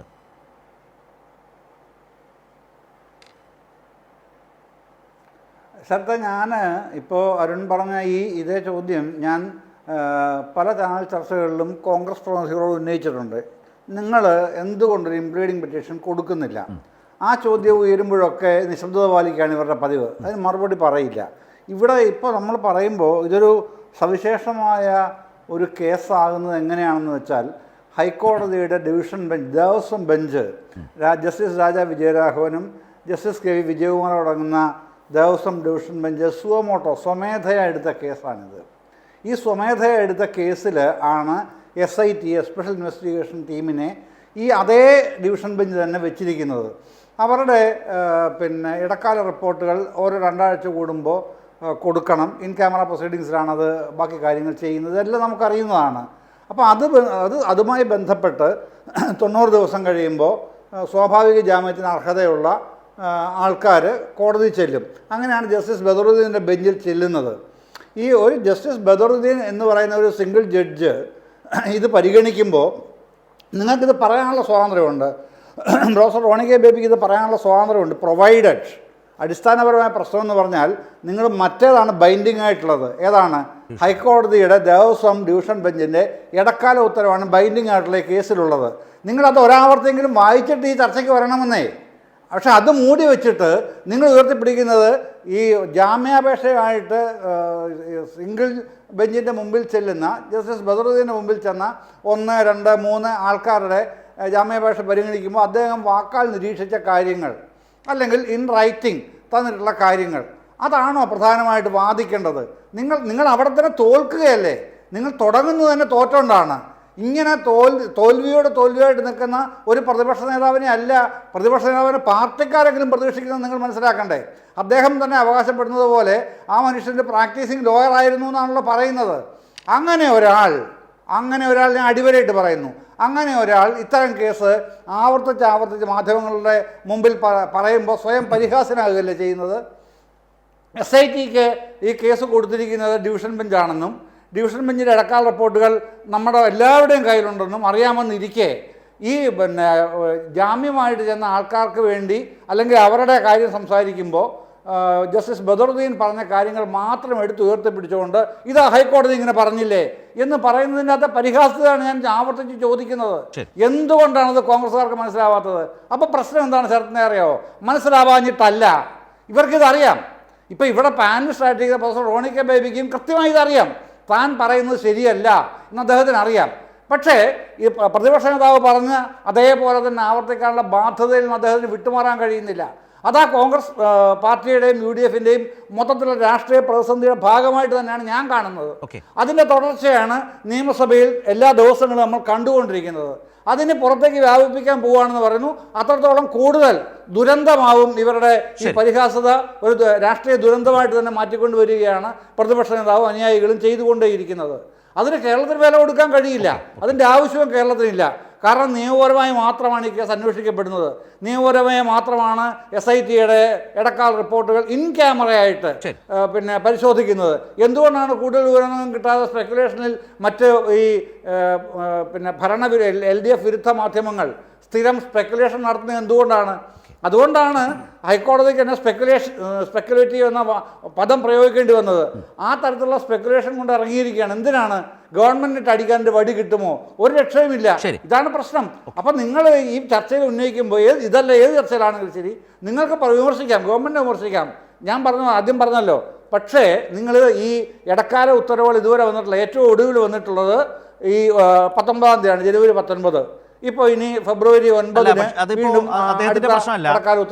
മനസ്സിലായി ശ്രീ ജയചന്ദ്രൻ, താങ്കൾ പറഞ്ഞ മനസ്സിലായി. പക്ഷേ കേരളത്തിലെ കേരളത്തിലെ പ്രതിപക്ഷ നേതാവിനെയും പ്രതിപക്ഷത്തെയും UDFിനെ സംബന്ധിച്ചുള്ള പ്രശ്നം എന്താണെന്ന് വെച്ചാൽ ആ ദേവസ്വം ഡിവിഷൻ ബെഞ്ചിൻ്റെ ഇടക്കാല ഉത്തരവ് അവരെ സംബന്ധിച്ച് ഒരു തരത്തിലും അവർക്ക് സന്തോഷം പകരുന്നതോ ആശ്വാസം പകരുന്നതോ അല്ല. അവരുടെ താല്പര്യങ്ങൾക്ക് വിഘാതം നിൽക്കുന്നതും സർക്കാരിനെ കുറ്റപ്പെടുത്താത്തതും SITയുടെ അന്വേഷണത്തിന് പൂർണ്ണ പിന്തുണ നൽകുന്നതുമാണ്. ഞാനിപ്പോൾ അഭിഭാഷകനായ അരുൺ കൂടി ഉണ്ടല്ലോ. ഈ ചർച്ച കേട്ടതിൽ നിന്ന് എനിക്ക് തോന്നിയ ഒരു കാര്യം കൂടി പറയാം എന്ന് തോന്നുന്നു. അതായത് 2 ഭാഗമാണ് ഈ സാഹചര്യത്തിൽ കോടതിക്കും SITക്കും മുമ്പിലുള്ളത്, ഹൈക്കോടതി ഡിവിഷൻ ബെഞ്ചിനും SITക്കും. അതായത് 90 ദിവസം കഴിഞ്ഞു, പ്രതികൾ ജാമ്യം നേടി പുറത്തു പോകുന്ന സാഹചര്യം വരും. അത് ഒഴിവാക്കാൻ വേഗത്തിൽ ഒരു കുറ്റപത്രം സമർപ്പിക്കുക എന്നതാണോ ഈ കേസിൽ വേണ്ടത്?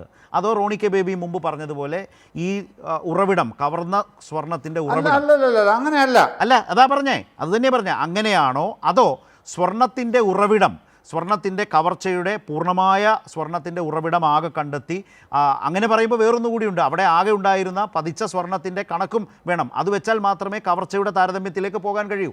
സ്വർണം പതിച്ചത് വർഷങ്ങൾക്ക് മുമ്പാണ്. അപ്പോൾ ഈ കണക്കുകളിലേക്കൊക്കെ പോയി ശാസ്ത്രീയമായ പരിശോധന നടത്തി ശരിയായ കുറ്റപത്രം സമയമെടുത്ത അന്വേഷണം ആ നിലയിൽ മുന്നോട്ട് പോയിട്ട് വേണമോ?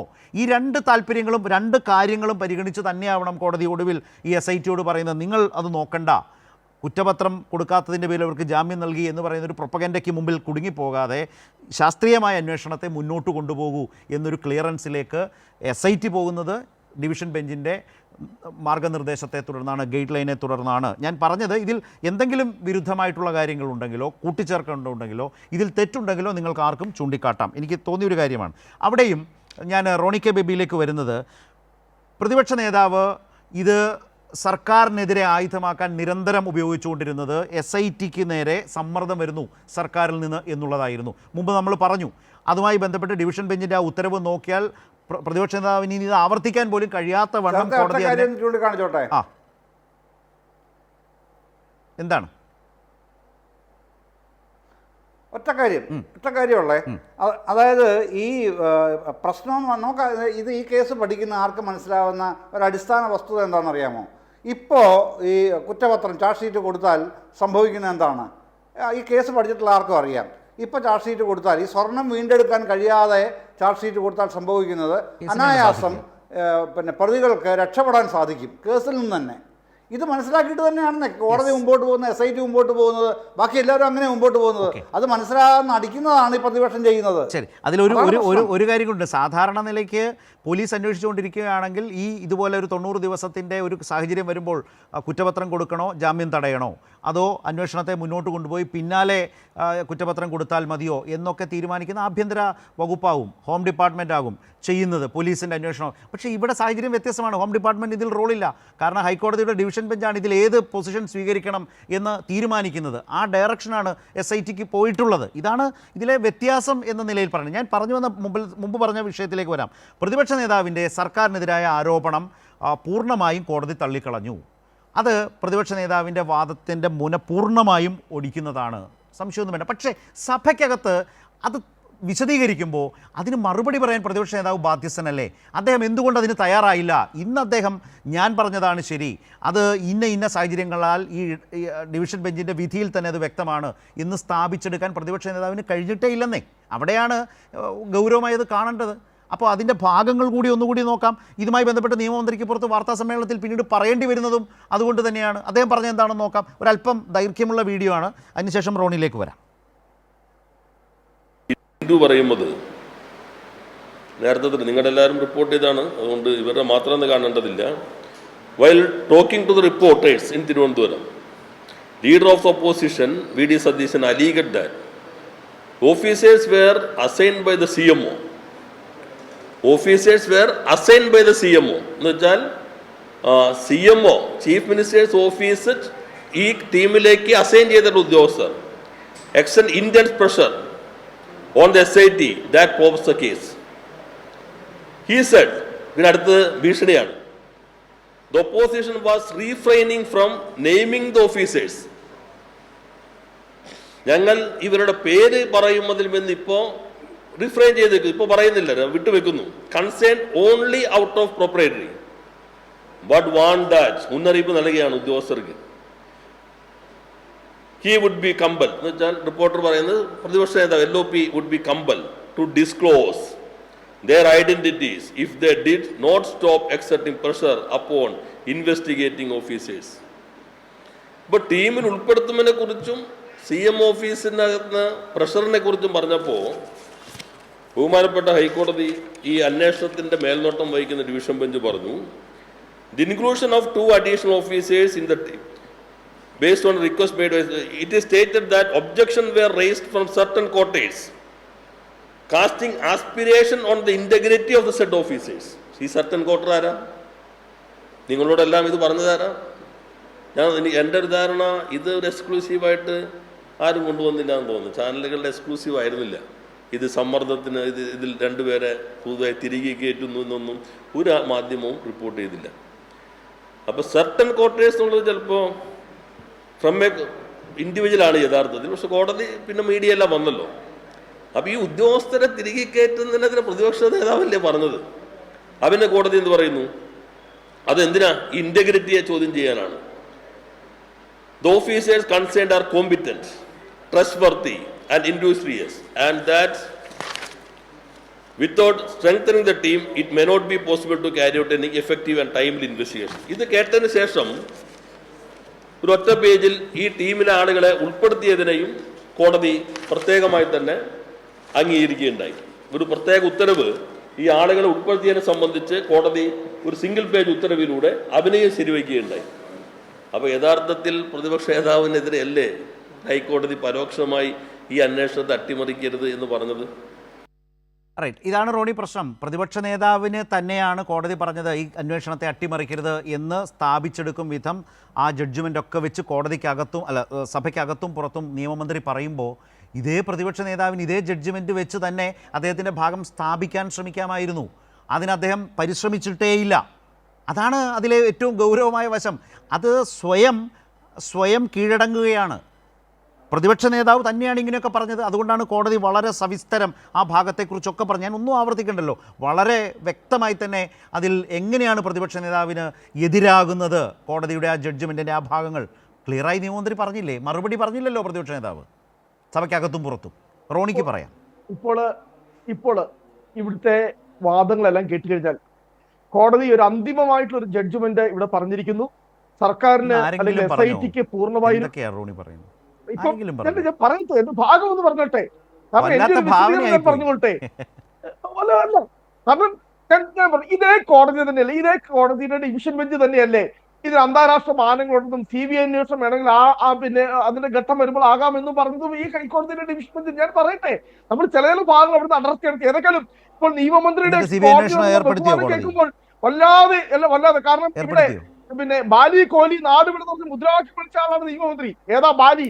നമുക്കറിയാം, VK ബാലി, ഹൈക്കോടതി ജഡ്ജി. എന്താ ഈ പറയുന്ന SNC അന്വേഷണം CBI-ക്ക് വിട്ടപ്പോൾ ആ ജഡ്ജി ബാലി കോലി നാട് വിടുന്ന മുദ്രാവാക്യം വിളിച്ച ആളാണ് നിയമമന്ത്രി. അതൊക്കെ അവിടെ നിൽക്കട്ടെ.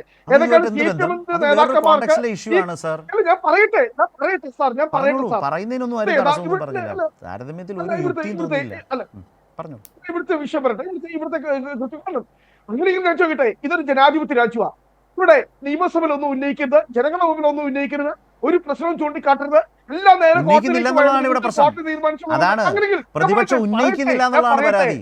പറയട്ടെ. നിങ്ങൾ പറയുന്നില്ല, സഭയ്ക്കകത്ത് പറയുന്നില്ലെന്നേ. ഞാൻ ചോദിച്ചത് ഇതാ, ഇപ്പോ അരുൺ ചലഞ്ച് ചെയ്തല്ലോ, അരുൺ പ്രതിപക്ഷ നേതാവിനെ ചലഞ്ച് ചെയ്തല്ലോ. നിങ്ങൾക്ക് കോടതിയിൽ പോയി ആളുകൾ അല്ല, നിങ്ങളല്ലേ പറയുന്നേ, ചോദ്യം നിങ്ങളോടാണ്. എനിക്കൊരു ഭാഗം പറയാൻ ആ ചോദ്യം നിങ്ങളോടാണ്, മറുപടി പറയുന്നില്ല റോണി. ഞാൻ മറുപടിയാ പറഞ്ഞുകൊണ്ടിരിക്കുന്നത്. ഇന്ത്യ ജനാധിപത്യ രാജ്യമാണ്, ഡിവിഷൻ ബെഞ്ച് പണ്ട് അങ്ങനെ പറഞ്ഞു. ഇതല്ല സർ, ഇതല്ല. ഞാൻ പറയട്ടെ, നിങ്ങൾക്ക് നേരെയുള്ള ചോദ്യത്തിന് മറുപടി പറഞ്ഞു. ജയേന്ദ്ര ബാഷ് പറഞ്ഞു ഹൈക്കോടതി മുമ്പിൽ ഇംപ്ലീഡിംഗ് പെറ്റീഷൻ എന്തുകൊണ്ട് പിന്നെ ഇവിടെ പ്രതിപക്ഷ നേതാവ് കൊടുക്കുന്നില്ല? അദ്ദേഹം പല ചാനൽ ചർച്ചയിലും പല കോൺഗ്രസ് ഓൾറെഡി ഹൈക്കോടതി ഇംപ്ലീഡിംഗ് പെറ്റീഷൻസ് ഉണ്ട്. ഇത് ആവശ്യപ്പെട്ടുകൊണ്ട് CBI അന്വേഷണം ഉൾപ്പെടെ ആവശ്യപ്പെട്ടുകൊണ്ട് ഹൈക്കോടതിയുടെ മുമ്പിൽ കൊടുത്തിട്ടുണ്ടോ? ഓൾറെഡി കൊടുത്തിട്ടുണ്ടോ? പിന്നെ പുറകുപോയി എവിടെ മറ്റു പലതൊന്നുമല്ല പറഞ്ഞത്, മറ്റു പലതല്ല. പ്രതിപക്ഷ നേതാവ് എന്ന് പറയുന്ന ഉത്തരവാദപ്പെട്ട ആ മനുഷ്യൻ VD സതീശൻ കൊടുത്തിട്ടുണ്ടോ? ചോദ്യം അതാണ്. നിങ്ങൾ മറ്റുള്ളവരെ ചേരുന്നതിനാണ്.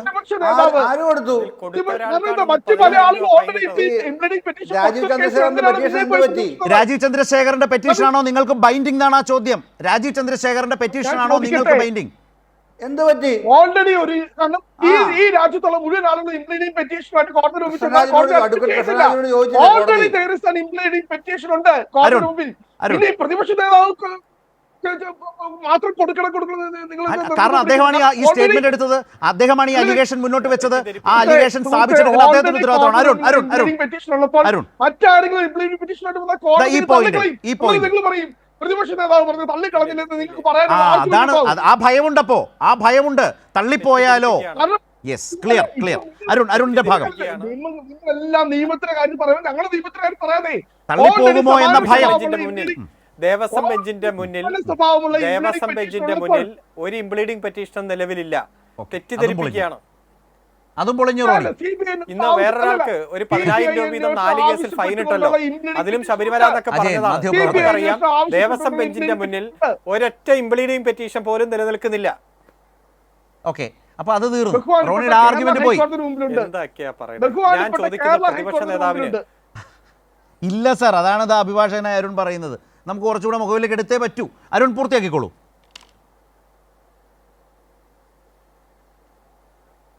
ഒറ്റ കാര്യമുള്ളൂ. ഇപ്പൊ പ്രതിപക്ഷ നേതാവ് എല്ലാ കേസിനും ഹൈക്കോടതി പോകുന്ന ആളല്ലേ. AI ക്യാമറയുടെ കാര്യത്തിൽ പോയി, ജലമെട്രോയുടെ കാര്യത്തിൽ പോയി, K ഫോണിന്റെ കാര്യത്തിൽ പോയി, സ്പ്ലിങ്കറിന്റെ കാര്യത്തിൽ പോയി, ആ എല്ലാ കേസുകളിലും തിരിച്ചടി കിട്ടിയ ആളുമാണ്. അതുകൊണ്ട് ഞങ്ങൾ ചോദിക്കുന്നു, ഈ കേസിൽ ദേവസ്വം ബെഞ്ചിന്റെ മുന്നിൽ നിൽക്കുന്ന ഈ നേരിട്ടുള്ള സുവമോട്ട കേസ് 11 തവണ ഇപ്പോൾ ഇടക്കാല ഉത്തരവുള്ള കേസ്, ആ കേസിൽ പ്രതിപക്ഷ നേതാവിന് ഇംപ്ലീഡ് ചെയ്ത് SIT-യുമായി ബന്ധപ്പെട്ടുകൊണ്ട് അദ്ദേഹത്തിന് എന്തെങ്കിലും പരാതിയുണ്ടെങ്കിൽ, ആരോപണമുണ്ടെങ്കിൽ ഉന്നയിക്കാൻ ധൈര്യമുണ്ടോ എന്നതാണ് ചോദിക്കുന്നത്. മറ്റാരെങ്കിലും പോയി അവർ പോയി എന്നൊക്കെ പറഞ്ഞാൽ ക്ലാരിറ്റിയോടെ പറയട്ടെ, ദേവസ്വം ബെഞ്ചിന്റെ മുന്നിൽ ഒറ്റ ഇംപ്ലീഡിംഗ് പെറ്റീഷനും പെൻഡിങ് ഇല്ല.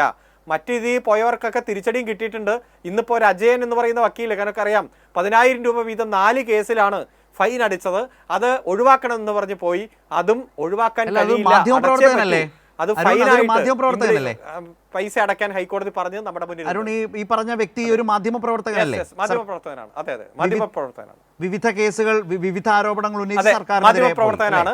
4 കേസിൽ 10,000 രൂപ വെച്ച് 40,000 രൂപ അടയ്ക്കാൻ പറഞ്ഞു. ചെറിയ തുകയാണ്. അതെ അതെ അതെ അതെ, അത് വെക്കേഷൻ കോടതി അർജന്റായിട്ട് പരിഗണിക്കണമെന്ന് പറഞ്ഞു. കേസ് പരിഗണിക്കാൻ എടുത്തപ്പോൾ വക്കീലും ഇല്ല, അപ്പൊ തന്നെ ഫൈനും അടച്ചു കോടതി. ശ്രീ ജയചന്ദ്രൻ, ഈ കേസിൽ സഭയ്ക്കകത്ത് ചർച്ച വേണ്ട എന്ന നിലപാട് പ്രതിപക്ഷ നേതാവ് സ്വീകരിക്കുന്നു. പക്ഷേ ഈ കേസ് അന്വേഷണവുമായി ബന്ധപ്പെട്ട് സർക്കാരിനെ പ്രതിക്കൂട്ടിലാക്കാൻ പ്രതിപക്ഷ നേതാവ് നടത്തിയ പരിശ്രമങ്ങൾ നിയമപരമായും അല്ലാതെയും പരാജയപ്പെടുന്നത്, പാളിപ്പോകുന്നത് പല തലത്തിലും നമുക്കിപ്പോൾ ബോധ്യപ്പെടുന്നൊരു കാര്യമാണ്. അതിൻ്റെ വിശദാംശങ്ങളും വസ്തുതകൾ നിരത്തിയാണ്. ഒരു പ്രതീതി നിർമ്മാണമൊന്നുമല്ലല്ലോ. വസ്തുതകളും രേഖകളും അതുമായി ബന്ധപ്പെട്ട വീഡിയോകളും ഒക്കെ വെച്ചാണ് നമ്മൾ സംസാരിച്ചത്. അതിൻ്റെ തുടർച്ചയിൽ ഞാൻ ഒന്നുകൂടി ഏതാണ്ട് ഈ സാഹചര്യം കംപ്ലീറ്റ് ആകുന്ന, പൂർണ്ണമാകുന്ന ഒരു സീൻ കൂടി ഇന്ന് നിയമസഭയിൽ കാണാനിടയായി. അത് കണ്ടിട്ട് ഞാൻ ശ്രീ ജയചന്ദ്രനിലേക്ക് വരാം. ബഹുമാനപ്പെട്ട മുഖ്യമന്ത്രി അദ്ദേഹത്തെ കേൾക്കും നിങ്ങൾ. Please let you here what CM is. ഉത്തരം കേൾക്കണ്ടേ നിങ്ങൾക്ക്? നിങ്ങൾ പറഞ്ഞ കാര്യം മാത്രം മതിയോ? ബഹുമാനപ്പെട്ട മുഖ്യമന്ത്രി പറയുന്ന കാര്യം അറിയട്ടെ. ബഹുമാനപ്പെട്ട മുഖ്യമന്ത്രി, യെസ് ബഹുമാനപ്പെട്ട മുഖ്യമന്ത്രി. ബഹുമാനപ്പെട്ട നിയമമന്ത്രി നേരത്തെ ഹൈക്കോടതിയുടെ വിധിയെപ്പറ്റി, ഹൈക്കോടതിയുടെ നിഗമനങ്ങളെപ്പറ്റി, ഹൈക്കോടതി നടത്തിയ പരാമർശങ്ങളെക്കുറിച്ച് കൃത്യമായി പറഞ്ഞു കഴിഞ്ഞിട്ടുണ്ട്. അത് പ്രതിപക്ഷ നേതാവ് കേട്ട ഭാവം നടിച്ചില്ല. അതിനെക്കുറിച്ച് ഒരക്ഷരവും അദ്ദേഹത്തിന് പ്രതികരിക്കാനില്ല.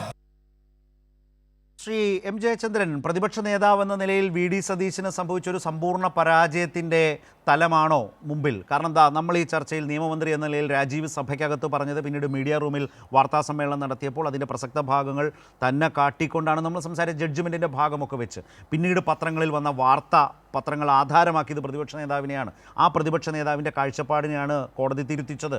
ഇതെല്ലാം നമ്മൾ കണ്ടു കഴിഞ്ഞു. ഇപ്പോൾ ഈ വിഷയത്തിൽ പ്രതിപക്ഷ നേതാവ്, ഇപ്പോൾ സഭയ്ക്കകത്ത് താങ്കൾക്ക് നന്നായി അറിയാം, പ്രതിപക്ഷ നേതാവിന് നിലപാടുകൾ വിശദീകരിക്കാൻ എഴുന്നേൽക്കാം, മുഖ്യമന്ത്രിയും മന്ത്രിമാരും വഴങ്ങും. ആ സവിശേഷ ഒരു അധികാരവും അവകാശവുമുള്ള ആളാണ് പ്രതിപക്ഷ നേതാവ്. ആ പ്രതിപക്ഷ നേതാവ് ഇക്കാര്യത്തിൽ മുഖ്യമന്ത്രി പറയുന്നത് എന്താണെന്ന് പോലും കേൾക്കാൻ കാത്തു നിൽക്കാതെ ഇറങ്ങിപ്പോയതിൽ അത്ഭുതപ്പെടുന്ന സ്പീക്കറെയാണ് നമ്മൾ കണ്ടത്. പ്രതിപക്ഷ നേതാവ് അങ്ങനെയാണോ പെരുമാറേണ്ടത്, ചെയ്യേണ്ടത്? ഒരു സമ്പൂർണ്ണ പരാജയത്തിൻ്റെ അനുഭവത്തിൽ ആണോ പ്രതിപക്ഷ നേതാവായിരിക്കുന്ന VD സതീശന് ഇങ്ങനെയൊക്കെ പെരുമാറേണ്ടി വരുന്നത്? എന്തു തോന്നുന്നു?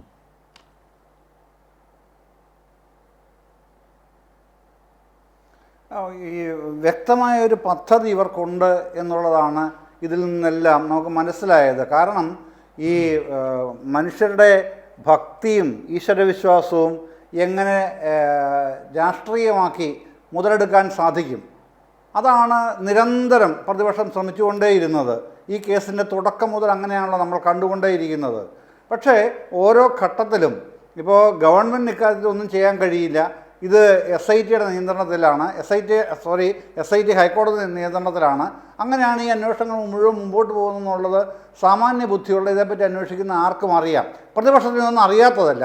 പക്ഷേ ഞാൻ മുമ്പ് സൂചിപ്പിച്ചതുപോലെ ഈ ജനങ്ങളുടെ ഭക്തിയെയും ഈശ്വരവിശ്വാസത്തെയും രാഷ്ട്രീയമായി മുതലെടുക്കാൻ എങ്ങനെ മുമ്പോട്ട് കൊണ്ടുപോകാം, അതെങ്ങനെ നിയമസഭയിൽ ഒരു സംവിധാനമാക്കി അന്തരീക്ഷം ഉണ്ടാക്കിയെടുക്കാൻ പറ്റും എന്നുള്ളത് തന്നെയാണ് താല്പര്യപ്പെടുന്നതും ലക്ഷ്യവും അതാണ്.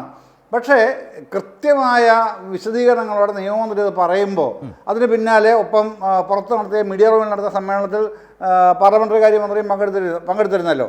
അപ്പോഴവിടെ വെച്ച് ആ വാർത്താ സമ്മേളനത്തിലും കാര്യങ്ങൾ വിശദീകരിക്കപ്പെട്ടു. ഇത്രയൊക്കെ വിശദീകരിച്ചിട്ടും നമ്മളിപ്പോൾ പിന്നെ വളരെ സമഗ്രമായ കാര്യങ്ങൾ കഴിയുന്നത്ര സമഗ്രമായി തന്നെയാണല്ലോ ചർച്ച ചെയ്തത്. പക്ഷേ ആ ചർച്ച ചെയ്ത കാര്യങ്ങളിലൊന്നും ഒരു കാര്യത്തിലെങ്കിലും ശരിയാണ്, അങ്ങനെ ഒരു പിശക് ഞങ്ങൾക്ക് പറ്റിയിട്ടുണ്ട് എന്ന് പറയാൻ നമ്മുടെ ബഹുമാനപ്പെട്ട പ്രൊഫസർക്ക് അദ്ദേഹം താല്പര്യപ്പെടുന്നുണ്ടോ? ഇപ്പോഴും ഇല്ലല്ലോ. എന്തുകൊണ്ടാണ് ഞാൻ ഈ മുമ്പേ പറഞ്ഞ ഭക്തിയെ പിന്നെ വിശ്വാസത്തെ എങ്ങനെ രാഷ്ട്രീയമായി ഉപയോഗപ്പെടുത്താം എന്ന് അദ്ദേഹത്തിന് അവിടുന്ന് കൊടുക്കുന്നുണ്ട് ട്രെയിനിങ്. ആ ട്രെയിനിങ് അദ്ദേഹത്തിന് ഇവിടെ പ്രദർശിപ്പിക്കാൻ പറ്റുമോ എന്നുള്ളതാണ് ഞാൻ മനസ്സിലാക്കുന്നത്. ഞാൻ തെറ്റാണ് പറയുന്നതെങ്കിൽ പ്രൊഫസർ റോണി കെ ബേബി എന്നെ തിരുത്തുക കേട്ടോ. അത് നമ്മൾ അങ്ങനെയാണ് കണ്ടുവരുന്നത്, അതുകൊണ്ടാണ് ഞാനത് പറയുന്നത്. പക്ഷേ ഇത് കേരളത്തിൽ ചിലവാവില്ല സർ. എന്തുകൊണ്ടാണ്? നമ്മളെല്ലാം ആരും LDF ഗവൺമെൻറ് ഇതിനെതിരല്ല. ശബരിമലയിൽ നിയന്ത്രണം LDF ഗവൺമെൻറ്റിനോ ദേവസ്വം വകുപ്പിനോ ഇല്ല, അത് ദേവസ്വം ബോർഡിനാണുള്ളത്. അതുമായി ബന്ധപ്പെട്ട മറ്റു കാര്യങ്ങളെല്ലാം കോടതിയുടെ പരിഗണനയിലാണ് ഇരിക്കുന്നത്. അതിന് അങ്ങനെ തീരുമാനം ഉണ്ടാക്കാൻ പോകുന്നുള്ളൂ. ഓക്കെ ശരി. ഇവിടെ ഒരു പ്രശ്നം, ഞാൻ റോണിയിലേക്കാണ് വരുന്നത്. റോണി, വസ്തുതകൾ വെച്ച് സംസാരിക്കുമ്പോൾ യഥാർത്ഥത്തിൽ പ്രതിപക്ഷത്തിന് സംഭവിക്കുന്നത് എന്താണ് എന്നതിൻ്റെ ഒരു നേർചിത്രമാണ് ഈ ചർച്ചയിൽ അടക്കം തെളിഞ്ഞു വന്നതെന്നാണ് ഞാൻ വിചാരിക്കുന്നത്. പ്രതിപക്ഷത്തിൻ്റെ ഭാഗത്തു നിന്ന് വളരെ ആസൂത്രിതമായ ഒരു പ്രതീതി നിർമ്മാണമാണ് നടക്കുന്നത്. അതും വസ്തുതയും തമ്മിൽ യാതൊരു ബന്ധവുമില്ല. വസ്തുതകൾ രേഖകൾ വെച്ച് സംസാരിക്കുമ്പോൾ, യാഥാർത്ഥ്യങ്ങൾ വിശദീകരിക്കുമ്പോൾ ഈ പ്രതീതി നിർമ്മാണം ഈ മുമ്പ് പറഞ്ഞതുപോലെ ചർച്ച പോലും ചെയ്യാനാവാതെ പിൻവാങ്ങി തിരിഞ്ഞു പോകേണ്ടി വരും. മുഖ്യമന്ത്രി പറയുന്നത് പോലും കേട്ടു നിൽക്കാനുള്ള ശേഷി ഉണ്ടാവില്ല, അതിന് പോലും ഇതാണ് പ്രതീതി നിർമ്മാണത്തിൻ്റെ ഒരു വലിയ പരാജയം അവിടെയാണ്, ഒരു വലിയ പെശക് അവിടെയാണ്. അതിലഭിരമിച്ച് ജീവിച്ചാൽ ഇത്തരം പ്രശ്നങ്ങൾ ഉണ്ടാകും. തോൽവി സമ്പൂർണ്ണമാണല്ലോ റോണി. ഞാൻ ഈ വസ്തുതകൾ വെച്ച് തന്നെ ഈ പാനലിൽ ചർച്ചയിൽ പങ്കെടുക്കുന്ന 3 പേരോടും ഞാൻ വളരെ ലളിതമായ ഒരു ചോദ്യം ചോദിച്ചു. ഇത്രയും പ്രമാദമായ ഒരു കേസിൽ ഈ 90 ദിവസത്തിന് ആയപ്പോൾ ഈ മുഖ്യമായ പ്രതികൾക്ക് ജാമ്യം കിട്ടുവാനുള്ള സാഹചര്യം എങ്ങനെ ഉണ്ടായി? ആ ഒറ്റ സിമ്പിൾ ചോദ്യമുള്ളത് ഈ നാട്ടിലെ സാധാരണക്കാരൻ ചോദിക്കുന്ന ചോദ്യമാണ്. നമ്മൾ നിയമപണ്ഡിതരുടെ ഒക്കെ മാറ്റിവെക്ക്. ഈ കേസിൽ ഇനിയും വലിയ രീതിയിൽ അന്വേഷണം മുന്നോട്ട് പോകാൻ നിൽക്കെ ജാമ്യ കിട്ടാനുള്ള സാധ്യത ഞാൻ അത്ര ചോദിക്കുന്നുള്ളൂ. ഈ ഗുരുതരമായ ഇത്രയും ഗുരുതരമായ അതേ ഇവിടെ പ്രതിപക്ഷം ചോദിച്ചിട്ടുള്ളൂ. അതാണ് സ്പീക്കർ പറഞ്ഞത്. ഇതാണ് നിങ്ങളുടെ പ്രശ്നം. സ്പീക്കർ പറഞ്ഞതാണ് നിങ്ങൾക്ക് നിങ്ങളുടെ ചോദ്യങ്ങൾ മാത്രം മതിയോ, മറുപടി കേൾക്കണ്ടേ, അതിനനുസരിച്ച് നിങ്ങൾക്ക് പ്രതികരിക്കാൻ സന്നദ്ധനാവണ്ടേ? ഇതില്ല റോണി പ്രശ്നം. റോണിയെ പറഞ്ഞതാണ് ശരി, കറക്റ്റാണ്. നിങ്ങളുടെ ചോദ്യങ്ങളേ ഉള്ളൂ ഇങ്ങനെ. അതേക്കുറിച്ച് ഒരു ചർച്ചയ്ക്ക് നിങ്ങൾ വിമുഖത കാട്ടുകയാണ്. ഉത്തരം പറയാൻ ചർച്ച ചെയ്യാൻ നിങ്ങൾ താല്പര്യമില്ലല്ലോ സർ. എങ്ങനെയാണ് ഈ അൻവർ സാദത്തും മാത്യു കുഴൽനാടനൂടെ ഡയസ് ചാടി കയറി പോകുമ്പോഴാണ് ഉത്തരം പറയുക? നിങ്ങൾ ആർജവമുണ്ടെങ്കിൽ സഭയ്ക്കകത്ത് ചർച്ചയ്ക്ക് തയ്യാറാകണം. റോണി ചെയ്തില്ലല്ലോ. അരുൺ ഈ പറഞ്ഞതിൽ ഒന്നും റോണി, വെരി സോറി, താങ്കൾ അതിലേക്കല്ല വന്നത്.